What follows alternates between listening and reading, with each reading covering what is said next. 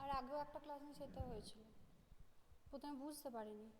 So there is the interaction between the two species. There are the interaction, population interaction, commensalism, animalism, predation. Okay, what is predation? What happen all the energy fixed by the autotrophic organism if the community has no animals to eat the plants. Okay, if all time there is no predators is present, so any things can start to grow. Predators not only will be harmful. Okay, you can think predation are nature's way of transferring to higher trophic levels energy fixed by the plants. When we think the predator or prey, most probably it is tiger, deer that readily come to our mind. We are just harmful, dangerous animals about us. But a sparrow eating any seeds no less a predator. Anything that destroy the others material, they are predators. All the animals eating plants are categorized prey herbivores. They are in the broad ecological context not very different from the predators. Besides acting to conduce energy transfer across trophic levels, predators play their important roles.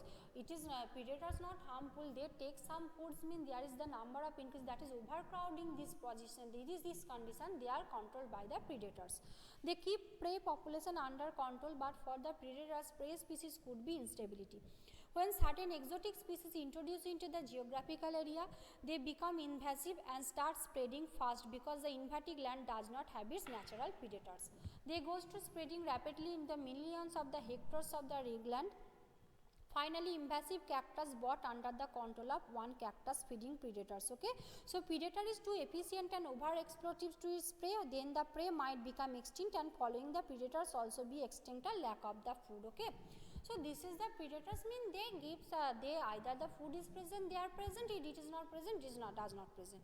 Competition when overcrowding is present, must be competition must be present. Darwin spoke the struggle for existence and the survival of the fittest. If any area is full of the animals, which one can survive, which one adapted to the land, they can survive, they are the fittest animals, so they can start to reproduce. This is competition, and other who cannot take part in this competition, they will be deleted from that part.